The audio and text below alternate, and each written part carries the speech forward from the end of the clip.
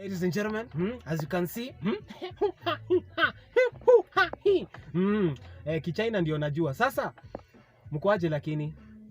Counting my blessings manze. Have you ever been happy? Yeah, I mean at the end of the day nasikia tu kafuraha hivi. Sijui kama ni New Year ama ni aje.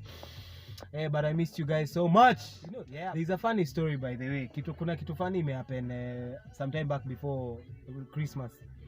And I thought I would share with you guys. I mean, so I met this woman kitambo. Kuna place kitambo nilikuwa natembea sana, like there were some projects I used to have all over. So one of the places I used to go ni kama deliveries basically. So nilikuwa nafanya deliveries like za vitu zangu, and so your place nilikuwa naenda, it was an gated community. So every time nilikuwa nafika hapo, like I used to use a boda so that I get to the gate. So every time nilikuwa nafika kwa gate, hata siku niko na mizigo mob, like there was this lady Ochi. I used to greet her, you know, be all, you know, lazima to appreciate nini kuchocha kama boy child. So anacheka na fry, but sasa aniallow nipite na boda. So what used to happen, I used to fika at the boda at the gate, and then the boda drops me and the mizigo, and then I have to carry like the stuff all the way to like wherever the house is, haijalishi ni wapi. So haidhuru, okay, of course ilikuwa ni a burden to me at some point, but eventually I made peace with myself, and I was like, okay, you know what, sitabishana na huyu msee, yeye ndio authority ya hapo. So what I'm going to be doing, nitakuwa tu naachiwa hapo kwa gate, mimi mwenyewe napangana vile nitabeba. Yeah, so I continued on mpaka maisha ikasonga nini. So juzi I was actually going back to see one of my we started off as a client and then became a very good friend of mine. So nikienda kumwangalia, of course I got at the gate. Guess who was there? The lady watchman was there. So mimi nateremsha kioo, habari yako ma'am? Mzuri. And then in 2 seconds she's like, what? So mimi nikashinda, okay, what's up? So me hata by this one, like sikuwa na like I wasn't even aware like this is the same lady like all through hiyo miaka tumerudi nyuma. So she was like, what? Na by there all of a sudden balancing tears. So me I'm like, we nini uko sawa?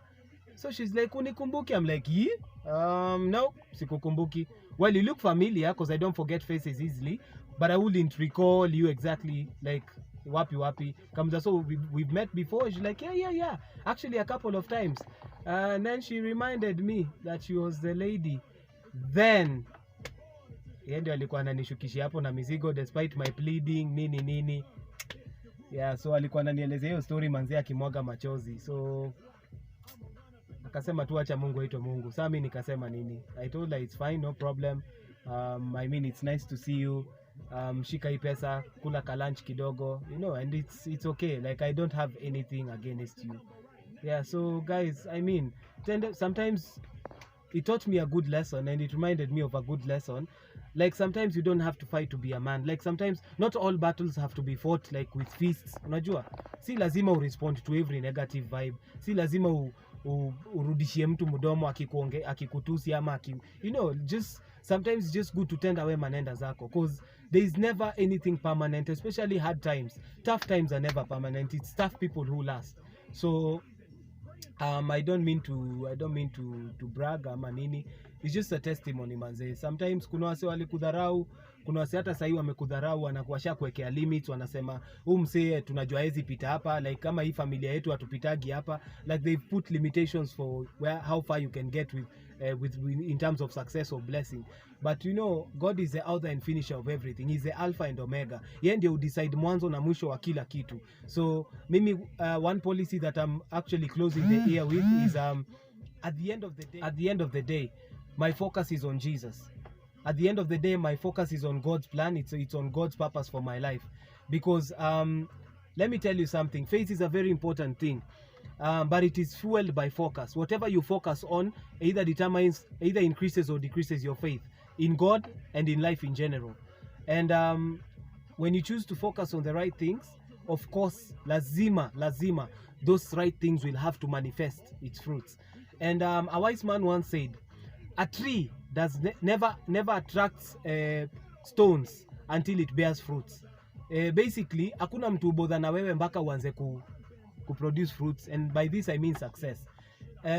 It's funny cause every time wakati unatembea kwa barabara polisi hawezi kukusimamisha, but the minute you buy a car and you're on the road, unaona mkono imefanya nini. So there is some opposition you attract when you become successful or when you start becoming successful. So anytime you're facing opposition, stop being negative about it and be grateful about it, because if there can never be opposition without position. Manze, sema amen.